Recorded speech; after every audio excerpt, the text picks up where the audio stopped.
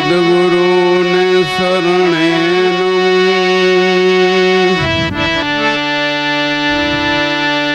લડી લડી લાગુ પાય મોક્ષ વૈકુટ માંગું નહીં ને માંગું રાજપાટ તમ શરણ માયા સદા નિભાવજો દીનનાથ।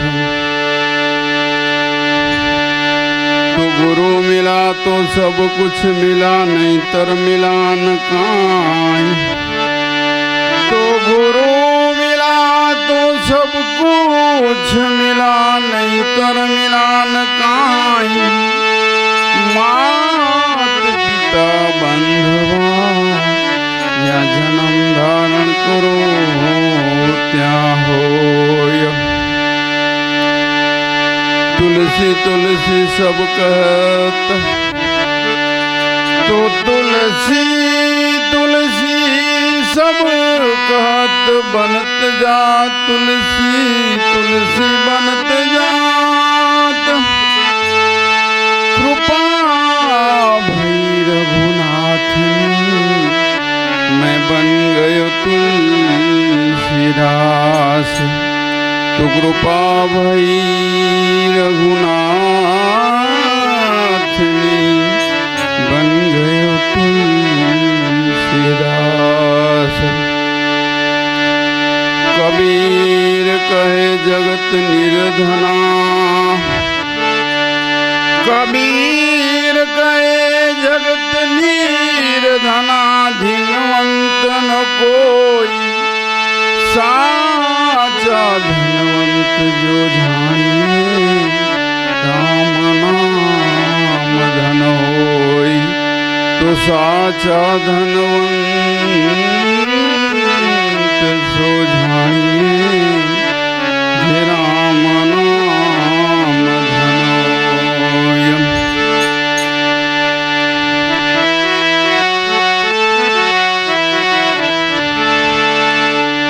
वाणी रे वाणी मारा गुरुजी निवाणी। वाणी रे वाणी मारा गुरुजी निवाणी। जीव तो परणावे बावा मुआ घर आणी राम। वाणी रे वाणी मारा गुरुजी निवाणी। वाणी रे वाणी मारा गुरुजी निवाणी। खिले दूजे ने पहली भैंस बलोवे, खिले दूजे ने पहली भैंस बलोवे। सासरियों परणे बहुई चोणे राम। वाणी रे वाणी मारा गुरुजी निवाणी।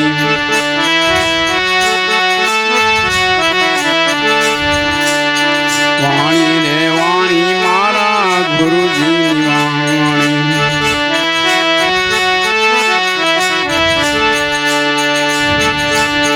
खेतर पाक्यूं पेला रखेवन खाधूं। खेतर पाक्यूं पेला रखेवन खाधूं। उल्टो पारा दिए मर जाने मान्यो राम। उल्टो मारा दिए मर जाने मान्यो राम। वाणी रे वाणी मारा गुरुजी वाणी।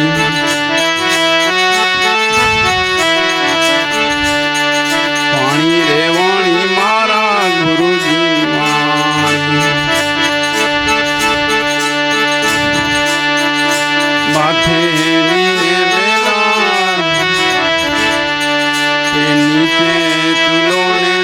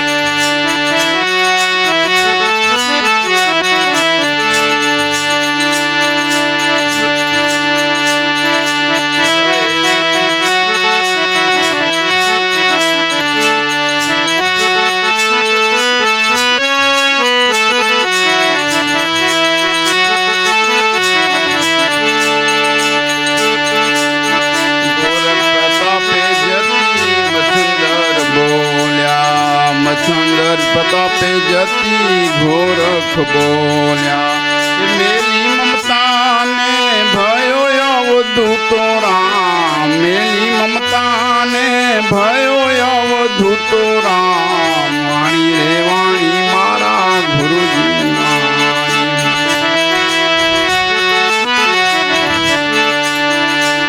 મચ્છંદર પ્રતાપે જતી ગોરખ બોલ્યા, મચ્છંદર પ્રતાપે જતી ગોરખ બોલ્યા એ મેલી મમતાને ભયો અવધૂતો રામ, મેલી મમતાને ભયો અવધૂતો રામ, ગુરુજી વાણી રે વાણી મારા ગુરુજી વાણી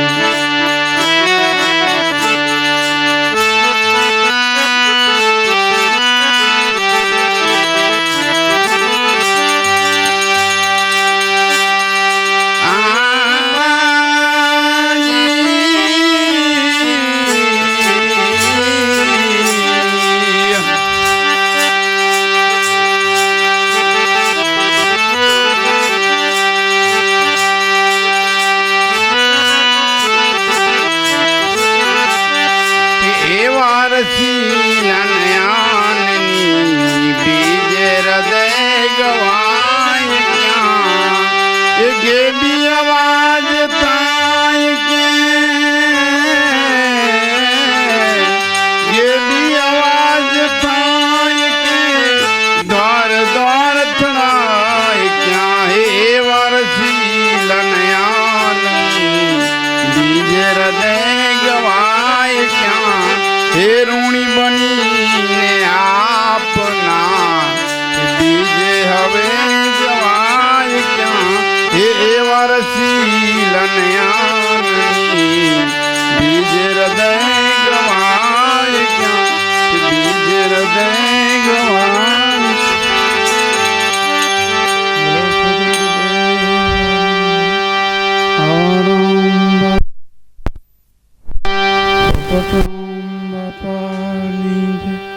લાવેશ્વરનાથની જય.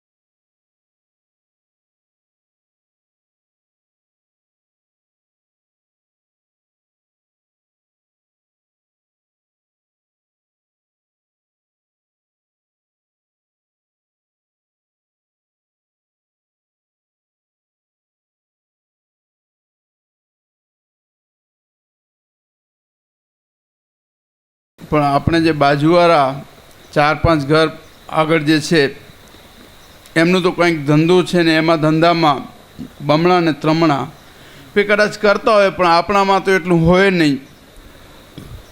પણ એક કામ કરજે, એ ભલે બમણા ત્રમણા કરે છે, પણ આપણે ત્યાં એક અઠવાડિયા પછી કે 10 દિવસ પછી વિદેશથી મહેમાન આવે છે, અને મહેમાન આવે છે અને આપણે ત્યાં કંઈક 7 કે 8 સેટ છે, અને હજી 2 સેટ એમને જે બમણા ત્રમણા કરે છે એમને કહેજો કે આપણે ત્યાં મહેમાનો આવી રહ્યા છે, 8 સેટ છે ને 2 સેટ આપણે આપે.